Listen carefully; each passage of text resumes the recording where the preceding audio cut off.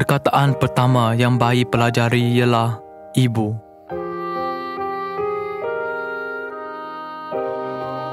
Adakah perkataan yang lebih indah, hangat dan bersyukur daripada ibu?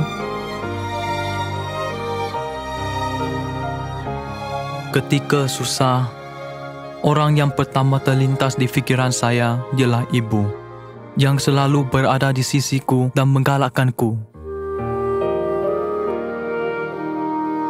Walaupun dia memuaskan kelaparannya dengan angin, dia selalu memberikan makanan yang lazat kepada anak-anaknya. Walaupun semakin kurus seperti sebatang kayu, ibu hanya mementingkan anak-anaknya.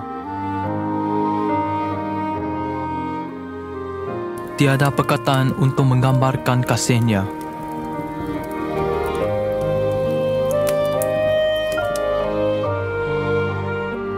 Ibu, kamu adalah kasih.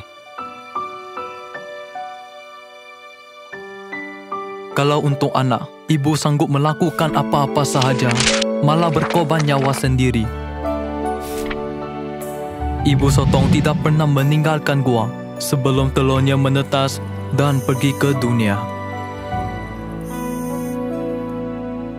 Itu kerana ibu sotong perlu meniup angin di antara telur untuk memastikan 100,000 telur yang berpaut padat tidak reput. Apabila telur menetas, ibu sotong menolak bayinya yang baru dilahirkan ke permukaan air dengan segala kekuatan. Dan kemudian mati.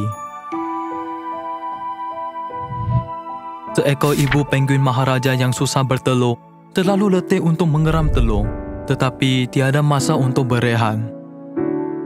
Ibu penguin perlu berjalan ke arah laut, menahan kesejukan negatif 60 darjah Celsius untuk menangkap ikan bagi anaknya. Kata racun panas stroberi adalah sekecil kuku. Apabila telurnya menetas dan menjadi berudu, ibu katak menggendong anaknya di belakang satu demi satu dan memulakan perjalanan. Dia menuju ke mata air mikro di atas pokok tinggi untuk menyusu anaknya. Ibu kata memanjat pokok itu menggunakan segala tenaganya. Itu adalah sukar seperti mendaki bangunan Empire State dengan anak di belakang. Namun, ibu kata membawa setiap anak ke pokok yang selamat untuk mereka. Malah, makhluk sekecil ini juga mempunyai kasih ibu yang hebat. Kasih ibu adalah sangat misteri. Apakah sumber kasih ibu yang membenarkan ibu mampu mengabaikan kesakitan demi anak-anak mereka? Penyelidikan memberitahu kita bahawa kasih ibu berkaitan dengan keseimbangan hormon, estrogen dan progesteron. Para saintis berkata bahawa kasih ibu bukanlah sesuatu yang dipelajari tetapi takdir. Mereka berkata bahawa kasih ibu diwarisi untuk pemeliharaan spesies. Manusia itu memberi nama Hawa kepada isterinya sebab dialah yang menjadi ibu semua yang hidup. Maksud Hawa, perempuan yang pertama, ialah kehidupan. Takdir seorang ibu adalah memberikan kehidupan kepada anak-anaknya. Itulah sebabnya seorang ibu sanggup menyerahkan nyawanya untuk memberikan kehidupan kepada anak-anaknya.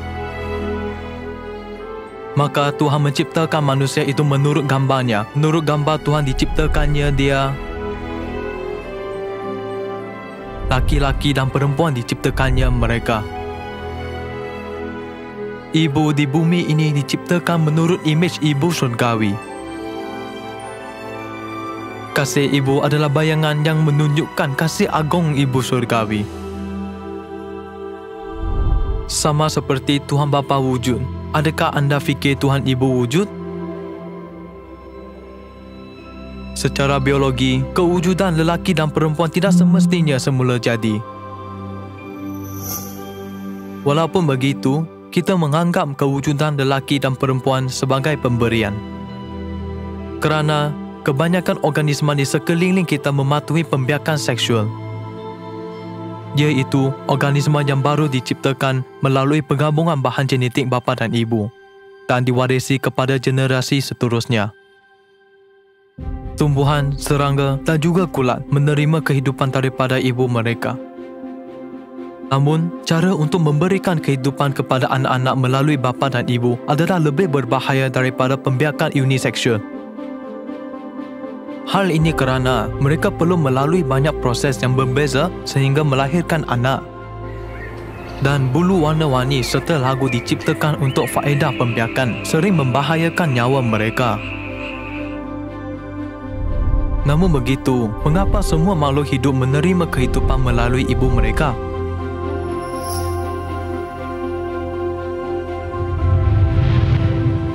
Dan oleh kerana kehendakmu, semuanya itu ada dan diciptakan. Menerima kehidupan daripada ibu ialah kehendak Tuhan. Jadi, mengapakah Tuhan menciptakan segala makhluk menerima kehidupan daripada ibu? Sama seperti kehidupan fizikal diberikan oleh ibu fizikal. Tuhan ingin menunjukkan kehidupan kekal akan diberikan oleh ibu surgawi. Setiap makhluk hidup hanya dapat hidup selama jangka hayat yang mereka terima daripada ibu. Jadi, kehidupan kekal hanya dapat diberikan oleh Tuhan Ibu yang mempunyai kehidupan kekal.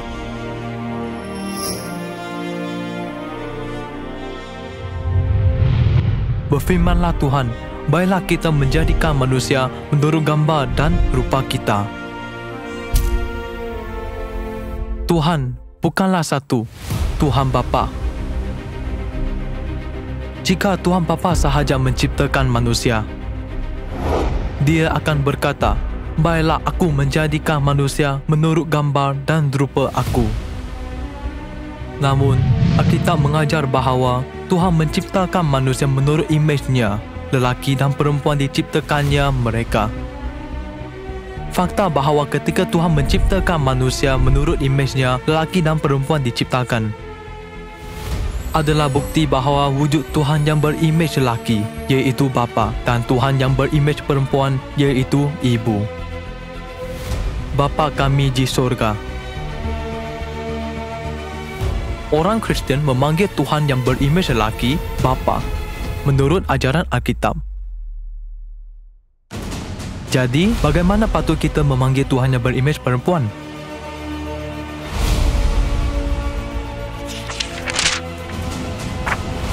Yerusalem surgawi adalah perempuan yang merdeka dan dialah ibu kita. Dunia fizikal diciptakan untuk menunjukkan dunia rohani. Tuhan yang menunjukkan tempat kudus surgawi melalui tempat kudus bumi. Juga mendedahkan keluarga surgawi melalui keluarga bumi. Keluarga bumi yang merupakan suatu bayangan terdiri daripada bapa, ibu dan adik-beradik. Jadi, keluarga surgawi iaitu realiti terdiri daripada apa? Yesus mengajarkan bahawa kita mempunyai bapa rohani. Bapa kami di sorga. Selanjutnya, dari ayat kita yang sebenarnya kita beroleh ganjaran dan mereka kita hormati. Kalau demikian, bukankah kita harus lebih taat kepada Bapa segala roh supaya kita boleh hidup? Rasul Paulus mengajar kita untuk melakukan kewajipan anak-anak kepada bapa rohani, sama seperti kita menghormati bapa fizikal. Dalam keluarga bumi, terdapat anak-anak. Dalam keluarga surgawi yang merupakan realiti keluarga bumi, terdapat anak-anak juga. Dan aku akan menjadi bapamu, dan kamu akan menjadi anak-anakku laki-laki dan anak-anakku perempuan. Dalam keluarga bumi yang merupakan bayangan keluarga surgawi, anak-anak mempunyai ibu yang melahirkan mereka. Begitu juga, terdapat ibu surgawi yang memberikan kehidupan kekal dalam keluarga surgawi. Yerusalem surgawi adalah perempuan yang merdeka dan dialah ibu kita. Tiada kehidupan yang dapat dilahirkan tanpa ibu. Begitu juga, tidak mungkin ada kehidupan kekal tanpa ibu rohani. Sekarang, Tuhan Ibu sedang memanggil anak-anaknya di seluruh dunia. Roh dan pengantin perempuan itu berkata, marilah. Dan barang siapa yang mendengarnya, hendaklah ia berkata, marilah. Dan barang siapa yang haus, hendaklah ia datang. Dan barang siapa yang mau, hendaklah ia mengambil air kehidupan dengan cuma-cuma. Tanpa Ibu, tiada kehidupan. Datanglah kepada Ibu Surgawi, sumber kehidupan, dan terimalah kehidupan kekal dan warisan kerajaan surga. Datanglah ke gereja Tuhan, tempat kediaman Tuhan Ibu. Pada zaman ini, kita dapat menerima kehidupan kekal hanya jika percaya kepada Tuhan Ibu.